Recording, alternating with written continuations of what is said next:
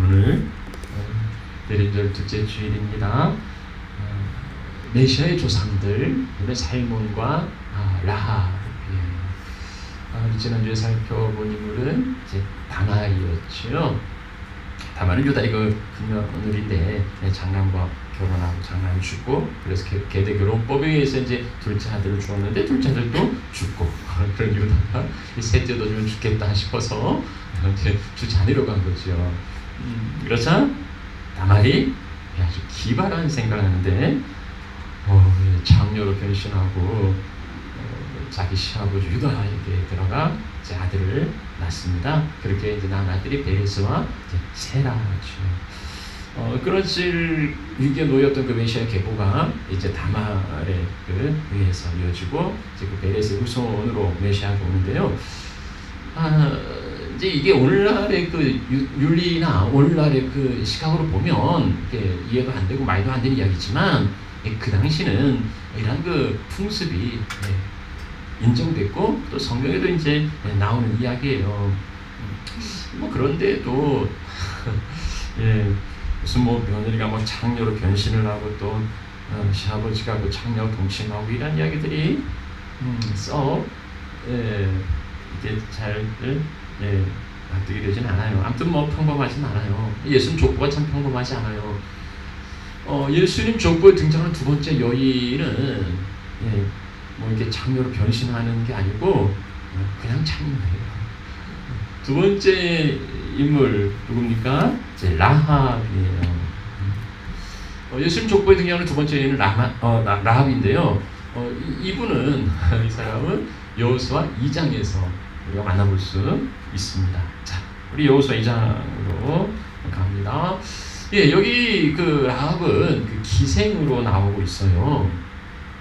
우리가 기생하면 황진이, 송도 3절이라고 하는 황진이나 아니면 그 외장을 적장을 끌어안고 남경에 투신했던 논개 이런 사람을 생각할지 모르겠어요.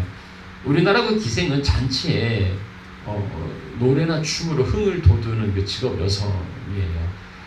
근데 이 기생 이제 좀 이렇게 등급이 있어요.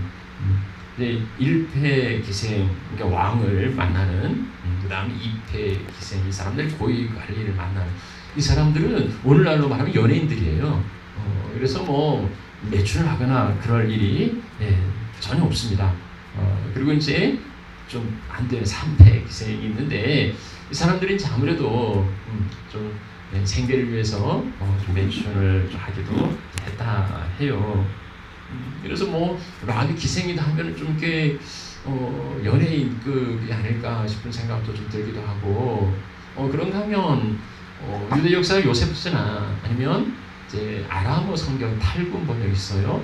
탈굼역이나 유대 랍비들은 여기 이제 그 기생을 여관 주인으로 그렇게 이해하기도 했어요. 이제 정탐꾼들이 그 집에 들어가서 이제 살았으니까, 지냈으니까 그렇죠. 그런데 성경은요, 히브리어 헬라어에 이 기생이라는 단어를 그렇게 쓰지 않아요. 이 단어가 이제 그 신약 그 히브리어에 신약 그 헬라어에 나오는 단어는 이제 그 포르네라는 그 단어인데요. 이게 야고보서와 그 히브리서에 나와요. 이 헬라어에서 이제 영어 단어 그 포르노가 나왔죠. 그러니까 이 기생은 그 포르노 창녀인 거예요. 구약에는 이 창녀를 말하는 단어가 이제 두 가지가 좀 달라요. 이제 거데샤라는 그 히브리어가 나오는데, 이 사람들은 성녀라고 하는, 그래서 거룩한 창녀예요. 그러니까 신전에 딸린, 왜 신전에 창녀들이 있냐면, 발과 아세라의 그 제사에는 이 남녀의 그 성적인 행위를 통해서 이제 신들이 다산과 풍요를 준다고 그렇게 믿었어요. 이 신들도 남신 여신이 있거든요. 이제 바알과 아세라. 그러니까 이제 인간들의 어떤 그 성적인 행위가 이제 신들에게도 작용을 해서 자극을 주어서 이제 신들이 그걸 통해 인간들에게 이제 풍요를 준다. 이런 이제 시스템인 거예요. 그러다 보니까 이 신전에는 장녀들이 이제 필요한 거죠. 근데 이 신전에 소속된 그 장녀들은 그러니까 이제 의식인 거예요. 그게 의식이고 그래서 뭐 세속적인 그런 매춘학을 그러진 않았어요.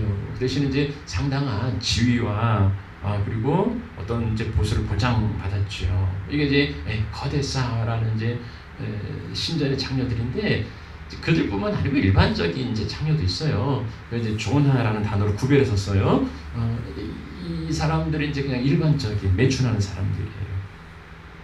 그러면 여호수아 2장에 기생으로 나오고 우리말 기생으로 번역했는데 이제 거기에 나오는 히브리어는 여기 이제 조나라는 단어를 쓰고 있어요. 그러니까 신구약 성경을 보면 이분은 장녀였음을 알 수 있습니다. 근데 먼저 이 사람이 뭐 그런 일을 하고 있다면 그 어떤 그 처지, 사람의 어떤 그 형편을 좀 이해해 볼 수 있을 것 같아요. 생계를 위해서 매춘을 해야 한다면 그 삶에 어떤 뭐 누가 좋아서 이런 매춘을 하는 게 아니고 먹고 살기 위해서 어쩔 수 없이 해야 하는 거라면 너무 고통스럽고 싫을 것 같잖아요. 거기에 어떤 뭐 희망이 있겠습니까? 그로부터 벗어날 수 있는 어떤 구원의 여지가 있겠어요? 그저 그냥 그렇게 하루하루 살아가는 이제 그런 사람이겠죠. 그렇잖아요. 여성의 인권이 무시되어 있는 시대인데 그저 남성들의 욕망을 채워주기 위한 도구로 존재하고 그렇게 살아가고 있다면 아무리 견고한 여리고성에 산다 해도 아무리 풍요로운 그 여리고성에 산다 해도 그녀의 삶은 허약하고 그리고 고단하기 그지 없었을 겁니다. 그렇게 살아가는 라합이라는 한 여인이 있었어요. 자, 어느 날 그런데 이 라합의 집에 낯선 사람들이 유숙합니다. 정탐꾼들이에요. 이스라엘의 정탐꾼들이 라합의 집에 들어와 유숙하는데 이게 놀랍게도요. 이 사실이 바로 그 여리고 왕에게 알려지는 거예요. 이게 뭐 굉장한 첩보망이 참 대단하죠. 거기 있는데 이게 발각되어서 여리고 왕이 이제 군사를 보내서 뭐 다 알고서 하는 이야기죠. 다 알고 이제 라합에게 네 집에 들어간 그 사람들을 이제 끌어내라. 그들은 스파이다. 라고 이야기합니다. 이제 라합은 뭐 원래 이제 그 이상한 사람이 오면 뭐 신고를 해야 되겠죠. 근데 좀 늦은 감이 있어도 이제 이번 기회를 잘 활용하면 이 사람들 잘 붙잡아두었다가 넘겨주면 뭐 보상금이라도 좀 받지 않겠습니까? 그런데 라합은요 숨겨요. 이 정탐꾼을 이미 숨긴지라. 그리고서는 자기를 찾아온 군사들에게 참 천연독스럽게 뻔뻔하게 이야기를 합니다. 맞다고. 이상한 사람들이 오긴 했다고. 내가 누군지 잘 몰라서 신고를 못했다고. 그러면서 근데 지금 우리 집에 없다고. 나갔는데 지금 쫓아가면 그들을 잡을 수 있을 거라고. 이게 이제 절반의 진실이지요. 왔다고 인정을 했으니까 그건 맞긴 한데 사실은 숨겨놓은 거예요. 그래서 그 지붕에 그 3대에 주수한 3대에 이렇게 숨겼다고 성경은 이야기합니다. 이건요 라합에게 있어서는 목숨을 건 반역과도 같아요. 스파이를 신고했으면 좀 포상이라도 좀 받을 수 있었던 이 찬스의 기회를 그냥 놓치고 오히려 왕의 명령, 왕명이잖아요. 그럼 왕이 다 알고 네 집에 숨어있는 자들을 끌어내라고 알고 이야기하는데 그 왕의 명령을 조롱하듯이 속이고 있어요. 그리고 떠났다고. 이 정탐꾼들이 온 것을 알아낼 정도면 이 왕의 첩보망이 얼마나 대단합니까? 그럼 뭐 이런 사실도 아마 발각될지도 몰라요. 그러니 라합은 정탐꾼을 숨기는 건 아마 죽기를 각오하고서 보이는 행동인 듯 합니다. 자, 그러면 우리 의문점이 들죠. 아니, 이 사람이 보상을 받을 기회를 오히려 죽을 기회로 받구나. 왜 그럴까? 왜 라합은 여리고 왕에게 상을 받을 기회를 오히려 목숨을 거나? 왜 그럴까요? 라합은 아니라 여리고는 왜 숨어들어온 이 사람을 그렇게 예민하게 또 잡으려 할까요? 이미 여리고에 소문이 났어요.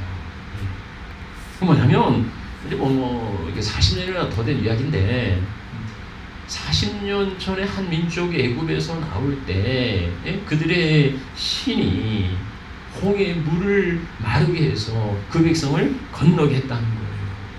그리고 쫓아오는 애국 군대를 몰살시켰다. 이런 이제 이야기가 40년도 지난 이야기니까 풍문처럼 전해졌겠죠. 그런데 이제 그들이 40년 동안 방황하더니 이제는 가나안으로 진격이 온다는 거예요. 그러면서 벌써 아무리 족속에 그 또 왕이 있는데 시온과 옥이 그들에게 당했다. 그들이 이 시온복을 죽이고 이 아모리 족속을 다 전멸시켰다 하는 어제 이런 소식이 들려오는 거예요. 결국은 이제 그들이 여리고 코앞에 있는 시딤에 머물러 있다. 이러한 소식을 들은 그 강한 사람들의 그 심정이 어땠을까요?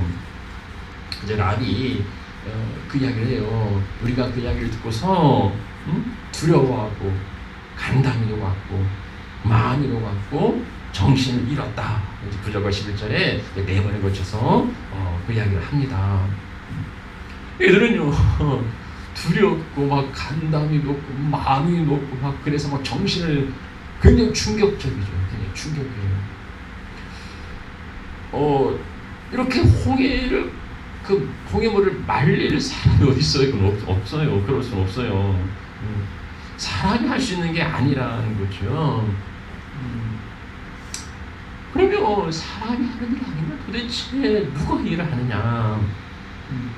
이 소식을 듣고 라합이 내린 결론은 뭐냐면 하늘에서도 땅에서도 하나님이 하나님이다. 과연 그 신이 참신이다. 그 신이 하나님이라고 그렇게 이제 고백하는 거예요. 상천하지 위로 하늘에 아래로 땅에 하나님이 하나님이다. 이 말씀은 모세 설교에 나온 이야기예요. 신명기 4장에 보면 너는 위로 아래로 영원한 하나님이시고 다른 신 없는 줄 알아서 명심하라. 그런데 이 모세의 설교가 이방 여인 여리고에 살고 있는 이 장녀 입을 통하여 듣는다는 것은 얼마나 놀라운 일입니까? 이러한 들려오는 소식을 통해서 라합은 하나님을 참 신으로 그렇게 믿게 된 거죠. 라합만 들었습니까? 여리고 모든 사람도 다 들었잖아요. 그래서 두렵고 간담이 높고 마음이 높고 정신을 잃어버렸다고 그렇게 이야기하고 있는데, 그러면 여리고 사람들도 다 이렇게 이 놀라운 일들을 보고 하나님으로 믿게 되었는가? 아니죠. 그들은 그러지 않았어요. 그들은 그 배후의 하나님을 보지 못하고 그저 한 민족, 아모리 족속을 멸한 그 이스라엘 한 족속만 바라보는 거죠. 자, 그들은 왜 이렇게 공포에 사로잡혀 있는가? 이제 라합이 그 얘기를 해요. 그들의 신, 이스라엘의 신 여호와가 이 땅을, 이 가나안을 너희에게 주신 것을 내가 안다. 지금 이들이 가나안에 진격이 오고 있는데 그건 하나님이 그들에게 그 땅을 주었기 때문이라고 그렇게 말합니다. 라합은요, 여호와께서 이스라엘에게 가나안 땅을 주셨다는 것을 확신해요. 그걸 믿어요. 그럼 그 땅에 살고 있는 자기들은 어떻게 됩니까? 다 죽겠죠. 아무리 그 시온과 옥이 그렇게 전멸당했던 것처럼 자기들도 다 그렇게 죽을 거라는 걸 알고 있어요. 그래서 라합은 이제 목숨을 걸고서 죽음을 각오하고서라도 이 정탐꾼을 숨겨줘요. 그러면서 이제 거래를 하죠. 내가 너희에게 이렇게 선대하였으니 너희도 우리를 선대하라는 거예요.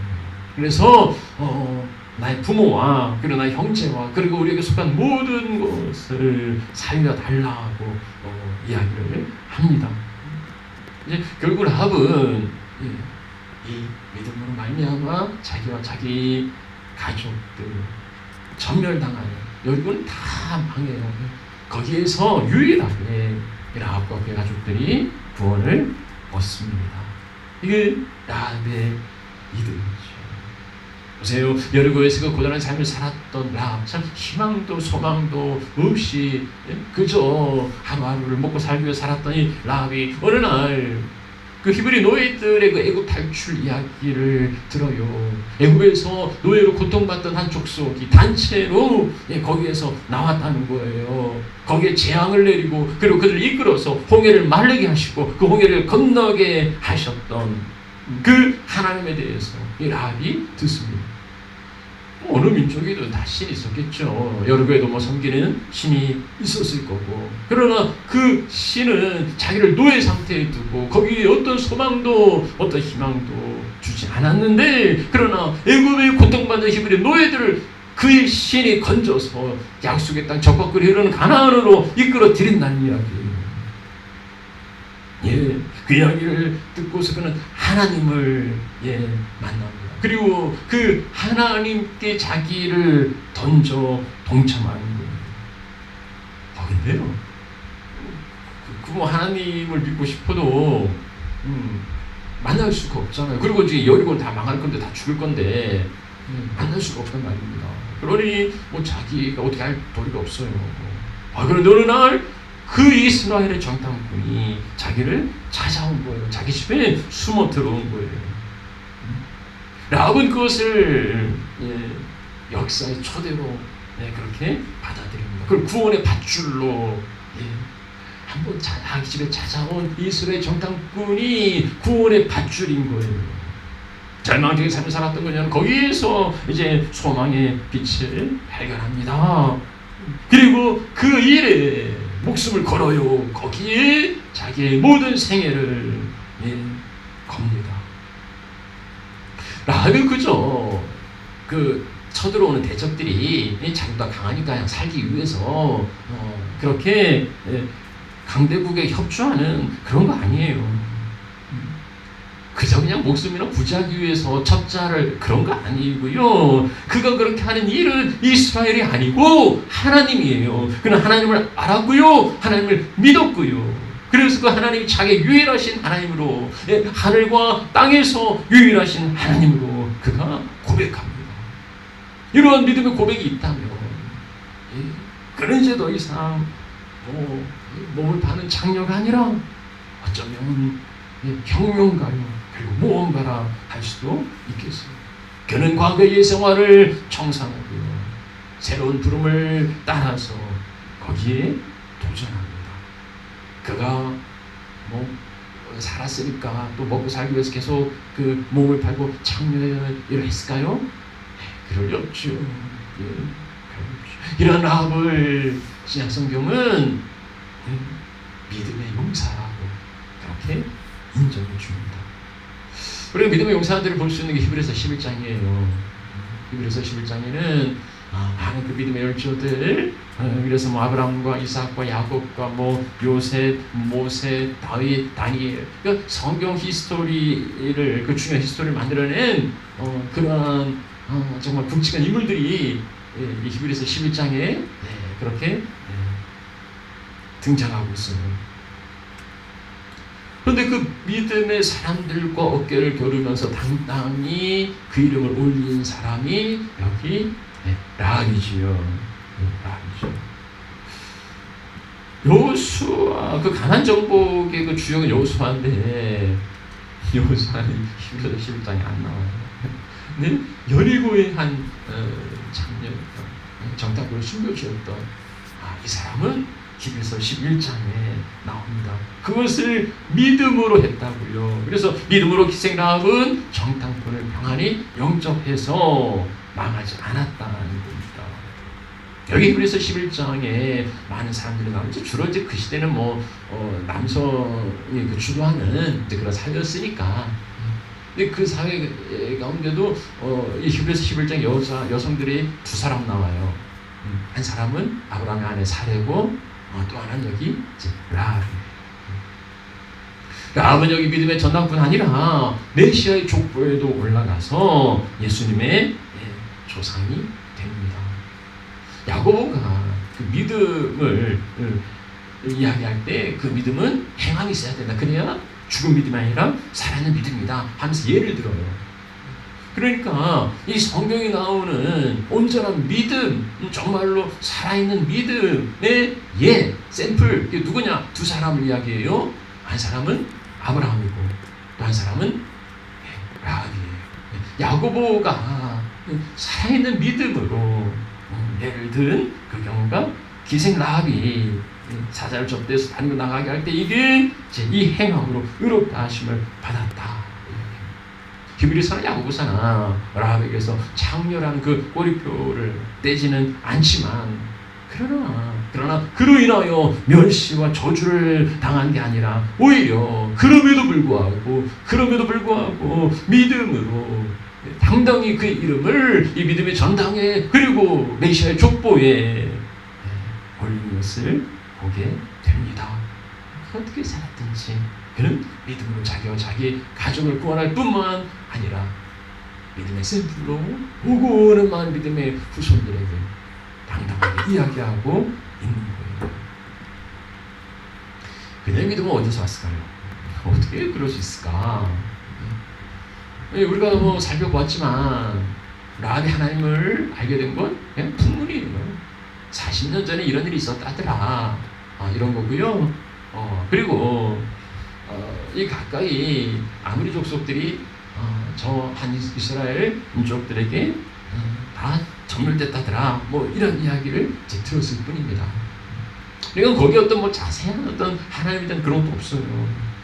그럼에도 불구하고 그녀는요, 그 소식을 통해서 하나님을 믿고 하나님을 상천하지 하늘과 땅에서 유일하신 하나님으로 고백합니다. 그 작은 정보, 그 하나님 하신 그 일들을 통해서 그가 하나님 누구신지를 그렇게 발견하고 믿는 거예요.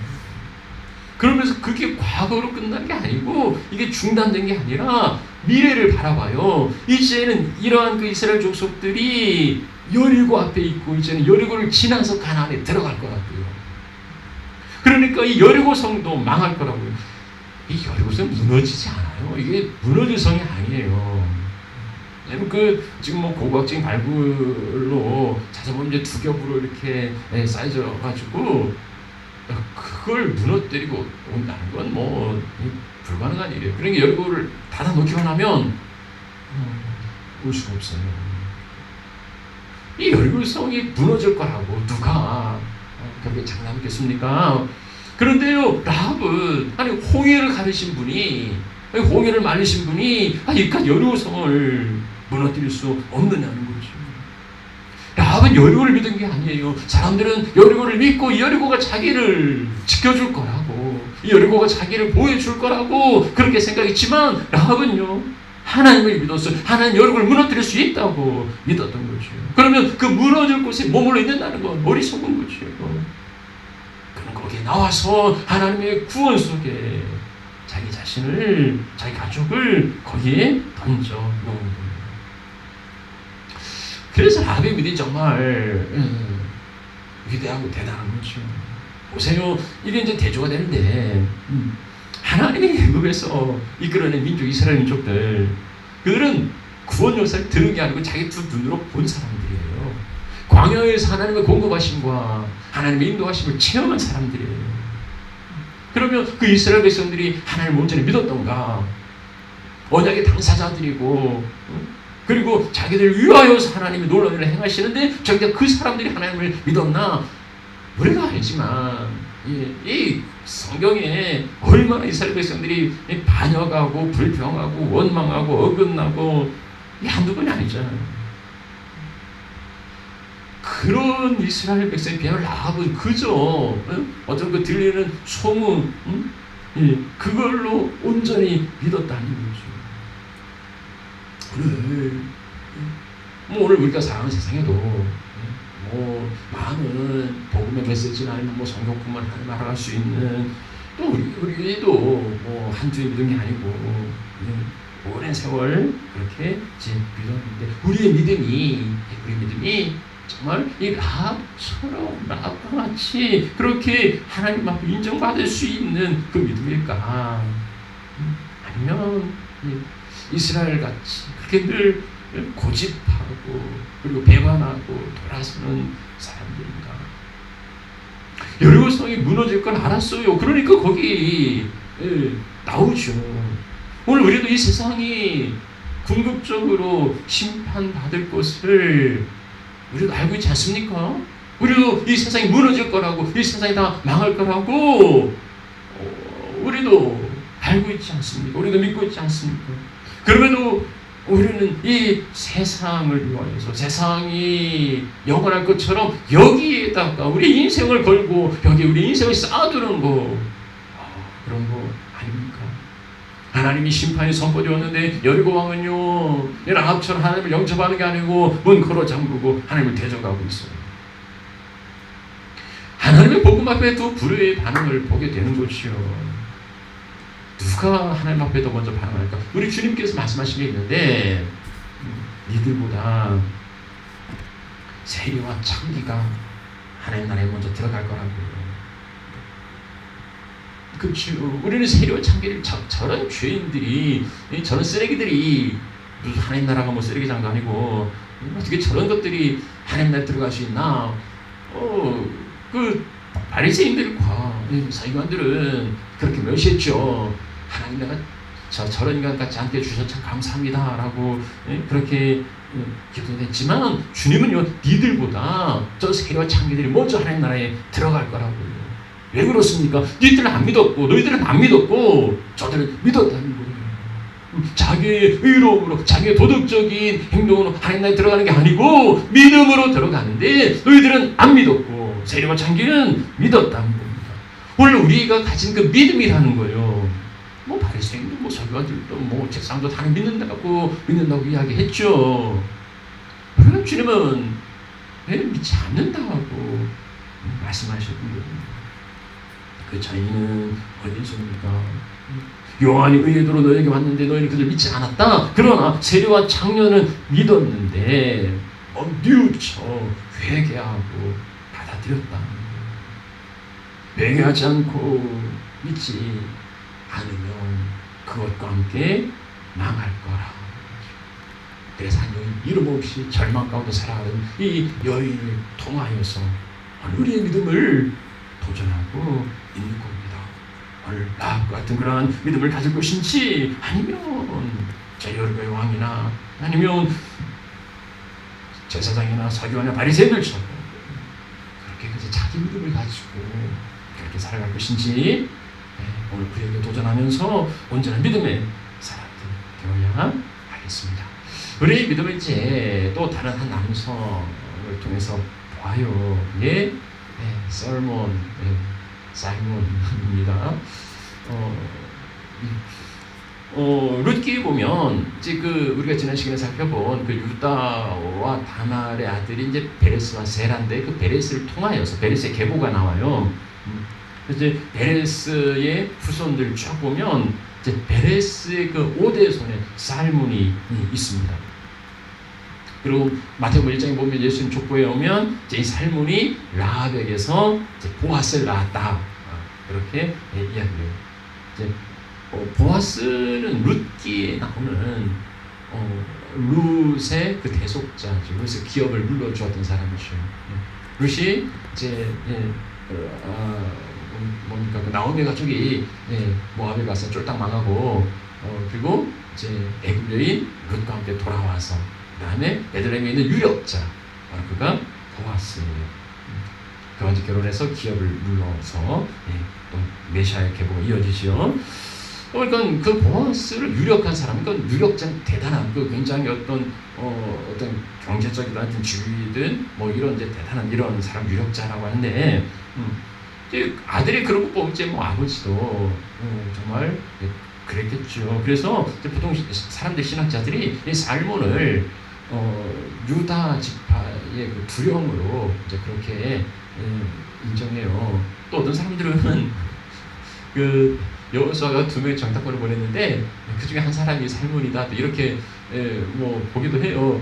근데 뭐 성경적인 근거를 이렇게 찾아보려고 그러던 그런 근거는 없어서, 근데 거기서 무슨 썸씽이 있었을까라면 이제 그렇게 추론한 거죠. 아무튼 살몬은 이 유다 지파의 그 두령이라면, 한 지파의 그 지도자라면 이제 모범을 보여야 되죠. 네. 제사장의 경우, 제사장 같은 경우는 이제 그 백성의 어른이라고 해서 그 모범을 보이라고 하면서 특히 그 결혼에 대해서 이야기를 해요. 근데 제사장들은요, 그 과부나 이혼당한 여자, 그리고 특히 그 창녀짓을 하는 더러운 여인은 취해서는 안 된다고 말하고 있어요. 물론 뭐 살몬이 제사장이 아니니까 이 규례를 그대로 다 지켜야 될 건 아닌데, 그럼에도 이제 그 본이 되어야 하는 그 이치에 있다면 이런 이제 결혼은 삼가야 되죠. 그리고 제사장뿐만 아니라 모든 이스라엘 백성들에게 엄히 금한 게 있어요. 그건 이방 결혼이에요. 가난한 여자들하고 결혼해서 안 된다. 이러한 그 금지 규정이 있는데, 살몬은 라합은 다 걸려요. 그 가난한 여자고 그리고 장녀였어요. 그러면 뭐 2가지 결격사유에 걸리는 이런 여자를 아내로 맞이한다는 건 왜 이해가 안 되는 거죠. 하나님이 이제 호세아 같은 경우는 음란한 여인을 취하라 뭐 이런 명령했지만, 그래도 하나님이 살몬에게 그런 여자를 아내로 맞이라고 하신 적도 없으니 이게 참 그런 거죠. 도대체 이 사람이 뭘 보고 그랬나? 그러면 살몬이 뭘 보고 라합을 취했을까요? 뭐 그의 과거를 보면은 볼 것도 없고, 아니면 그 무슨 뭐 돈을 가졌습니까? 아니면 무슨 미모는 모르겠어요. 뭐 성경 안 나오니까 예쁘긴 했겠죠. 그죠? 아무튼 뭐 그거 모르겠고 뭘 봤을까? 우리는 그 라합에 대한 그 이미지는 창녀 과거예요. 과거를 보고 그래서 앞으로도 그럴 거라고 예측을 합니다. 왠지 낙인 효과라고 스티그마 효과라고 그러는데요. 뭐 전과자는 억울한 거죠. 과거 행적이 꼬리표처럼 늘 따라다니니까 사람들은 그 과거의 선관을 가지고서 바라봅니다. 뭐 그래요. 사람들은 그래요. 그러면 하나님도 그러시나? 하나님도 정말 낙인 찍어놓고 그 선입관을 버리지 못하고 얘가 옛날에 이랬으니까 앞으로도 이럴 거라고 그렇게 하나님이 말씀하실까요? 하나님의 자녀들이 우리가 사람들 대할 때에 그의 과거가 이랬으니까 앞으로도 그럴 거라고 그렇게 하는 게 마땅합니까? 뭐 자기 과거가 깨끗한 사람 그럴 수도 있겠죠. 그래서 이 바리새인과 서기관들은 뭐 세례를 무시하고 정죄했죠. 근데 주님은 니들이 더 죄인이라고 그 말씀하세요. 하나님은 과거를 묻지 않아요. 우리에게 말씀하지요. 동이 서에서 먼 것처럼 우리의 모든 죄가를 멀리 옮겼다고요. 그리고 우리의 죄를 기억지도 않는다고요. 하나님 우리의 죄를 다시는 기억하지 않으신다고 말씀하세요. 그래서 우리가 이렇게 지금 하나님 앞에 서 있는 거 아닙니까? 우리의 부끄러운 과거 모습들 그대로 꼬리표처럼 달고 다니면 누가 이렇게 하나님 앞에 설 수 있겠어요? 하나님이 나를 그렇게 용납해 주셨는데 내가 다른 사람들의 꼬리표를 보고 그렇게 정죄하고 판단할 수는 없지 않습니까? 라합의 과거가 창녀고 그의 과거가 이방 여자라는 건 맞아요. 그런데 지금은 아니에요. 지금은 창녀가 아니고 지금 이방 여자도 아니고 하나님의 권속에 들어온 하나님의 백성들이에요. 누구보다 인정받는 믿음의 사람이 되었고 하나님의 사람이 된 겁니다. 하나님 우리에게 새로운 피조물이라고 이전보다 지나갔으니 보라 새 것이라고 말씀합니다. 뭐 걸레는 말아도 걸레라는 그런 이야기도 아니에요. 하나님이 빠시면 하나님이 알아주시면 새롭게 되는 거라고. 그래서 그리스도 안에 있는 자들은 정죄를 당하지 않는다고. 현장에 가늠한 여인을 예수님께서 말씀합니다. 나도 너를 정죄하지 않는다. 살몬은 라합의 과거를 본 게 아니고요. 그의 현재와 그리고 그의 미래를 보았을 겁니다. 그래서 이 삶은 라합을 통하여서 그 메시아의 자손들을 이어가는 것을 보게 됩니다. 살몬의 믿음은 과거를 바라보고 그의 외모를 바라보고 그의 어떤 그 세상적인 가치를 바라본 게 아니고 믿음으로, 라합이 믿음으로 구원받은 것처럼 살몬도 믿음으로 그 라합을 주야하고 그들은 메시아의 조상이 되었던 겁니다. 오늘 우리도 지나간 과거에 붙들지 말고 믿음으로 바라고 그리고 믿음으로 선택하는 하나님의 자녀들이 되시기를 축복합니다. 자, 말씀 마무리하죠. 하나님은 가나안에 두 정탐꾼을 보내세요. 이제 우리 정탐꾼하면 뭐 이제 여호수아도 정탐꾼을 가지고 있지만 다른 그 10명의 그 정탐꾼들의 그 불신하신 보고 때문에 이스라엘 백성 소동이 일어나고 결국은 이들이 가나안에 들어가서부터 40년을 광야에서 방황했던 건 이 정탐꾼들의 그릇된 보고 때문이었어요. 근데 하나님이 또 이 정탐꾼을 또 보내거든요. 그리고 또 사실 보낼 필요도 없어요. 왜냐하면 이스라엘 백성들이 뭐 전략을 짜고 작전을 구사하는 게 아니에요. 이 가나안 정복은 하나님에 의해서 하는 건데 거기 가서 뭘 본들.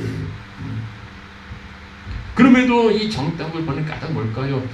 사실은 이제 구조대인 거죠. 사실은 구조대인 거죠. 거기에 구원받을 하나님의 백성이 있었기 때문이에요.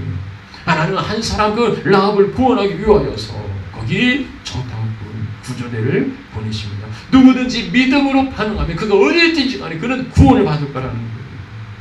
라합은 애굽에 생한 하나님에 대한 풍문을 들었을 뿐이고 그리고 아무리 백성이 행한 그 일들을 들었을 뿐이지만 거기에서 하나님을 찾고 하나님을 의지합니다. 하나님을 인정해요. 그들의 노예들을 이끌어서 가나안에 이끌어들인 그 하나님이 노예처럼 살고 있는 자기에게도 구원을 주실 거라고 믿고 그리고 고백해요. 그렇게 하나님은 그 라합을 구원하십니다. 그리고 그녀 이름을 믿음의 전당에 올리고 메시아의 족보에 올리고 우리에게 오고 오는 후대에게도 믿음의 샘플로 그를 보여주고 우리를 도전합니다. 망할 여리고에서 믿음으로 구원받는 이 라합은 망할 이 세상에 살아가는 성도들에게서 귀한 샘플이 도전이 된 거지.